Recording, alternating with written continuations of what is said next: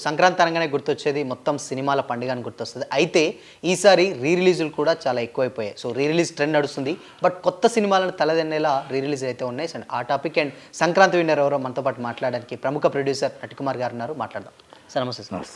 Sir, ప్రధానంగా చూసుకుంటే already కొత్త సినిమాలు అంటేనే జనవరి నుంచి వెళ్ళి ఇయర్ నుంచి స్టార్ట్ అయిపోతుంటుంది. బట్ ఈసారి అనూహ్యంగా ఏంటంటే ఒక 3-4 కొత్త రీ రిలీజ్లు ఉన్నాయి సార్. దీని మీద యాజ్ ఎ ప్రొడ్యూసర్గా ఏం చెప్తారు సార్? అసలు ఇప్పుడు రీ రిలీజులు నేనే సృష్టించాను. ఫస్ట్ తీసుకొచ్చింది నేనే రీ రిలీజులు తీసుకొచ్చాను. దాన్ని ఒక పద్ధతిగా వెయ్యాలి. అంటే 1 వీక్లో ఆడే సినిమాలు కావు. ఒక్కరోజు 2 రోజులు వెయ్యాలి. దాన్ని సాటర్డే వెయ్యాలి, సండే క్లోజ్ అవ్వాలి. ఇది పద్ధతి. ఇప్పుడు దాన్ని ఒక బిజినెస్ చేస్తారు. బిజినెస్ చేసి క్వార్టర్లోకి వెళ్ళిపోయింది. వీక్లీ చేసేటప్పుడు సినిమా తీసే నిర్మాత, డిస్ట్రిబ్యూటరు, ఎగ్జిబ్యూటరు సర్వనాశనం అయిపోతున్నాడు. ఇప్పుడు ఏం చేస్తున్నారు? సినిమా తీసిన కోట్లాది రూపాయలు పెట్టి సినిమాలు తీస్తే రీ రిలీజ్ ఎప్పుడైతే వస్తుందో 1 వీక్ వెళ్ళిపోతుంది. ఆ 1 వీక్ వెళ్ళడం వల్ల ఈ సినిమా దెబ్బతింటుంది. నేనేమంటున్నానంటే మన అభిమానుల కోరికపోయినా స్పెషల్ షో అనేది సాటర్డే ఈవినింగ్ అంటే సండే ఈవినింగ్ రెండింటిలో క్లోజ్ అవ్వాలి. ఇప్పుడు అలా కాదు. మొత్తం థియేటర్లు ఇప్పేస్తున్నారు. అన్ని థియేటర్లు క్లోజ్ చేసేస్తున్నారు. చిన్న సినిమాలు మొత్తం సినిమా సర్వనాశనం చేసేసారు. రీ రిలీజ్ అంటే ఒక పద్ధతిగా ఉండాలి. ఒక అభిమానులు ఆనందంతో ఉండాలి. సీట్లు ఇరగొట్టేస్తున్నారు, తెరలు చింపేస్తున్నారు, మొత్తం ఇష్టం వచ్చినట్టు చేస్తున్నారు. రీ రిలీజ్ అనేది అభిమానుల కోరికపై వేయాలి తప్ప ఈ విధంగా చేయడం అనేది కరెక్ట్ కాదు. అందుకే కొత్త సినిమాలు వచ్చినవన్నీ సర్వనాశనం అయిపోతున్నాయి. దాంట్లో కొత్త సినిమా ఆడకపోవడానికి కారణం కూడా ఇంతే. ఎందుకంటే మన సినిమా ఫస్ట్ సినిమా అది బ్రహ్మాండమైన సినిమా, అంత కలేజా వచ్చింది, కొట్టుకెళ్ళిపోయింది. అలా ఒక వారం ఒక్కొక్క సినిమా వచ్చి కొట్టుకెళ్ళిపోతుంది. అది కానీ అది కరెక్ట్ కాదు. లేటెస్ట్గా బాహుబలి కూడా ఎపిక్తో పేరుతో రిలీజ్ చేశారు. ఆ సినిమా తర్వాత ఆ సినిమా వేసారు. ఆ సినిమా తర్వాత ఇంకో సినిమా ఏదో వచ్చింది, మాస్ జాతర ఏదో వచ్చింది, మాస్కి వెళ్ళిపోయింది.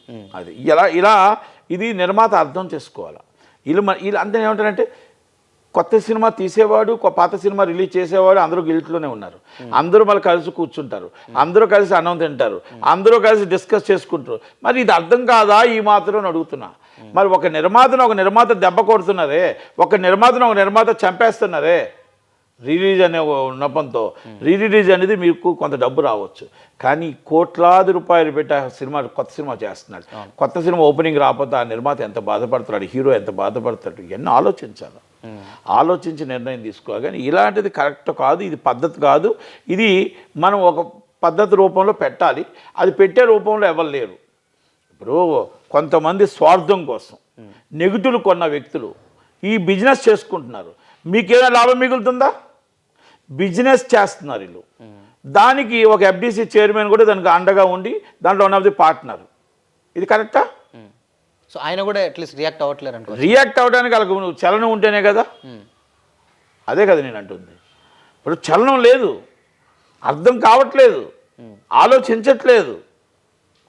కనుక ఇవన్నీ కూడా మీరు ఒక నెగిటివ్ అప్పుడులో 1,00,000కి 2,00,000కి 3,00,000కి 1,00,000 కొన్నాళ్ళు 100,000 కోట్లకి వెళ్ళిపోయి ఈరోజు ఒక్కొక్క దాని మీద 2-3 కోట్లు సంపాదిస్తున్నారు. మీరు సంపాదించుకోండి, నేను కాదని చెప్పట్లే. సినిమా పద్ధతిలో వ్యాపారం చేయండి. కొత్త సినిమా ఉండేటప్పుడు ఈ సినిమా వేయకూడదు, కొత్త సినిమా లేనప్పుడు ఈ సినిమా వేయాలి. వేసినప్పుడు కూడా శుక్రవారం వాళ్ళకి ఓపెనింగ్ ఉండాలా, సాటర్డే ఈవినింగ్ 2 షోలు ఉండాలా, లేకపోతే సాటర్డే మొత్తం 4 షోలు పెట్టుకోండి, సండే 4 షోలు పెట్టుకోండి, మండే కొట్టకూడదు. వీక్లీ 2 డేస్ తప్ప థర్స్డే అనేది సినిమా ఇవ్వకూడదు. థర్స్డే సినిమా ఇవ్వకూడదు. అభిమానుల కోరికపై 2 డేస్ అంతే ఎనీ మూవీ. So okay. అయితే ఇంకోటి ఏంటంటే సార్, ఇప్పుడు బేసిక్గా జనవరి వస్తుంది, బట్ ఈ టైంలో కూడా 3-4 ఎట్ ఎ టైం సేమ్ రిలీజులు పెట్టారు. అంటే ఇప్పుడు పెద్ద సినిమాలు వచ్చే టైంలో కూడా పెట్టారు. వీటికే థియేటర్లో సరిపోవని పెద్ద ఎత్తున డౌట్స్ వస్తుంది. ఇప్పుడు ఈ రీ రిలీజ్ ఎంత ఎఫెక్ట్ చూపిస్తానండి. వాళ్ళే ఛాంబర్లు ఉంటారు, వాళ్ళే పెద్ద మనుషులు, వాళ్ళే సినిమాలు అమ్ముతారు, వాళ్ళే సినిమాలు వేస్తారు, వాళ్ళే సినిమా పోటీ. ఇవన్నీ అంటే నవ్వు వస్తుంది నాకు. ఛాంబర్లో ఉండేవాళ్ళు న్యాయం చేస్తారా?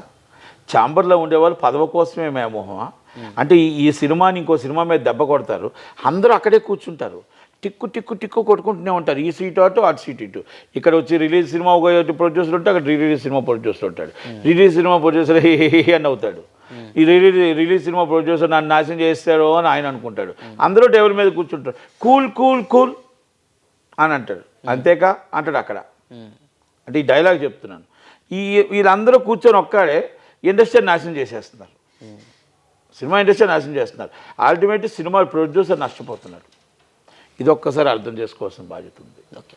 అది నేను అనేది. ఇంకోటి ఏంటంటే సార్, అంటే ఇప్పుడు సంక్రాంతికి కొత్త సినిమాలు కూడా రిలీజ్ అవబోతున్నాయి. దాదాపు మన శంకరవర ప్రసాద్ కావచ్చు, భర్త మహాశైలకు విజ్ఞప్తి కావచ్చు, నారీ నర్ముడారి అండ్ రాజా సాబ్ అండ్ తమిళి ఇంకో 2 సినిమాలు వస్తున్నాయి. సో మన సినిమాలకే తెలుగు సినిమాలకే థియేటర్స్ దొరకవు.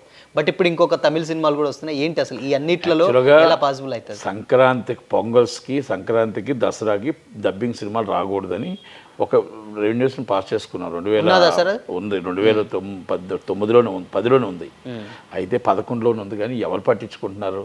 వీళ్ళే డిస్ట్రిబ్యూటర్, వీళ్ళే ఎగ్జిబ్యూటర్, వీళ్ళే ప్రొడ్యూసర్లు. ఇవన్నీ డబ్బింగ్ సినిమాలు కూడా కొని కావాలని పోటీతత్వం.